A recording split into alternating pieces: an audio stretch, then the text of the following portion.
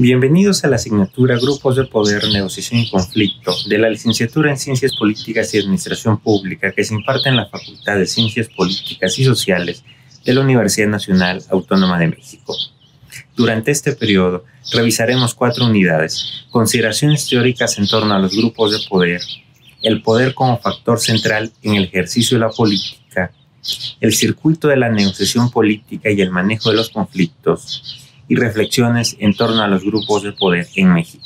El objetivo que buscamos es conocer la interacción entre actores, instituciones y factores reales de poder que participan e inciden en el proceso de toma de decisiones en el marco de las políticas públicas, dimensionando la importancia de la formalidad e informalidad en el ejercicio del poder político. Para ello, revisaremos diversas categorías como esferas de poder, actores políticos, élites, grupos de poder, grupos de interés, grupos de presión, en fin, construcción de la agenda pública. Comencemos. A muchas personas les gusta el poder. Se han escrito cientos de páginas sobre lo que motiva a los individuos a obtenerlo, mantenerlo y expandirlo, como también se han reflexionado quién o quiénes pueden hacerse de él. Lo cierto es que para alcanzarlo se requiere de un trabajo amplio y puntual. ¿Puede una sola persona alcanzar el poder sin el apoyo y colaboración de otras? Sí, aunque enfrentará muchísimas dificultades. Sin embargo, si esa persona convoca a un grupo de mujeres y hombres para acompañarlo en esa tarea, bajo acuerdos y pactos claros, alcanzar el poder le resultará mucho más sencillo. La política se hace en grupo, y un grupo es un conjunto de individuos que se relacionan sin perder su independencia para conseguir objetivos específicos. Hay distintas clases de grupos: los formales, que son los que tienen una estructura y funciones definidas, y los informales, que resultan de alianzas que no se traducen en una estructura clara. Además, están los grupos de mando, que pueden ubicarse en la estructura de una empresa y cuyos individuos reportan a un jefe. El grupo de amigos, que se establece a través de alianzas sociales fincadas en la confianza y que comparten afinidades y características comunes, como el gusto por los deportes, la música o las obras literarias, formaciones profesionales o la vecindad. ¿Por qué formar o integrarse a un grupo? Varias son las razones. Por seguridad. Las personas se sienten más fuertes y resisten mejor las amenazas. Por estatus. Los miembros del grupo obtienen una posición y reconocimiento. Por autoestima. Los grupos infunden a sus miembros un sentimiento de valía. Por afiliación. Los grupos satisfacen necesidades sociales y con el trato frecuente entre los integrantes del grupo se satisfacen necesidades de afiliación. 2 razones más son por poder. Se consigue más en grupo que de forma individual. Y para conseguir metas, los conocimientos, destrezas y fuerza de los integrantes del grupo se suman para haber concretado sus objetivos. ¿Cómo se desarrollan los grupos? Hay 5 etapas: formación, conflicto, regulación, desempeño, desintegración. Veamos. En la etapa de formación hay un periodo de incertidumbre sobre el propósito, la estructura y el liderazgo del grupo, que después de un tiempo, a veces no exento de dificultades, se normaliza la situación y se establece el grupo. La segunda etapa es de conflicto, porque al existir diversas individualidades, impera la confrontación hasta que los miembros del grupo aceptan las reglas que ellos mismos se dan.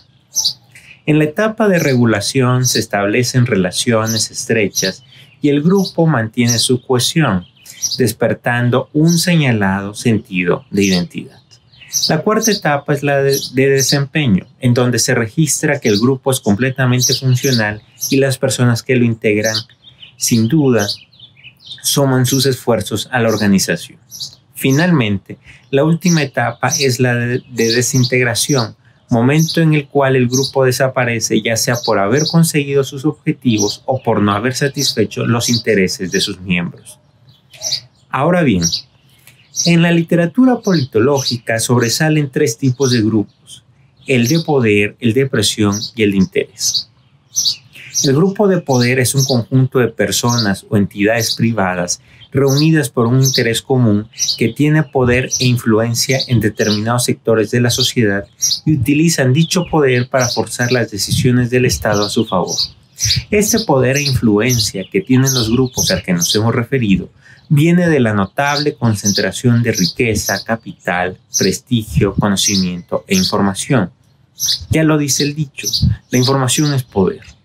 Los grupos de presión buscan, al igual que los de poder, influir en las políticas públicas y dominar la opinión pública para sumar adeptos a la par que cabildean y negocian.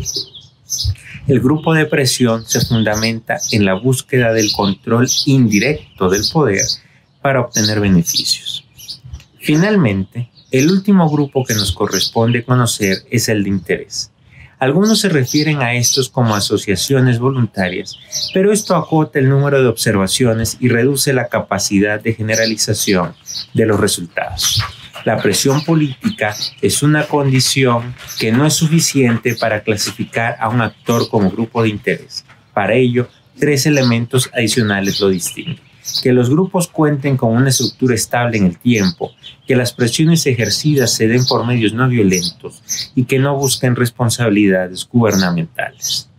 Algunos elementos compartidos por las definiciones de grupos de interés son que tienen objetivos y valores comunes, membresías voluntarias y su carácter no es gubernamental.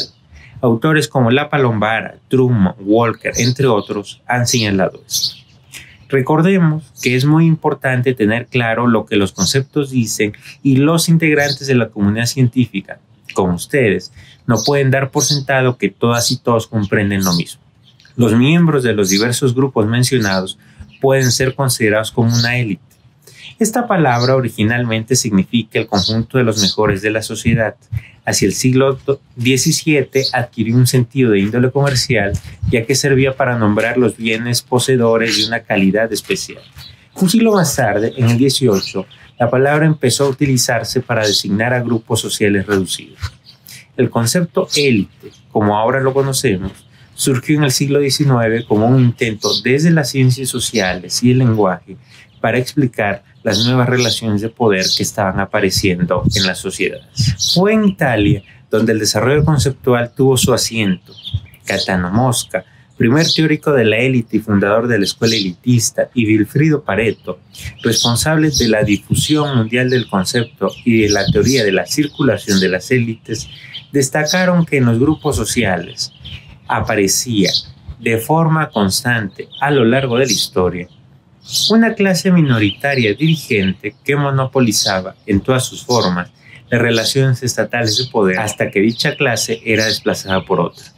Mosca reconoce los trabajos de Saint-Simon, Taine, Marx y Engels como antecedentes en el estudio de este tema, aunque existen considerables esfuerzos previos en los que se hicieron mención a algunas características de los grupos gobernantes, por ejemplo, Platón, Aristóteles y desde luego Maquiavelo, quien en sus discursos sobre la primera década de Tito Livio expresó que no importaba el tamaño o forma de organización de la ciudad, en los niveles de mando siempre hay un reducido número de individuos. No obstante, fue él quien presentó su argumento con una intencionalidad científica, basado en la observación de los hechos y elevándolo a rango de ley constante.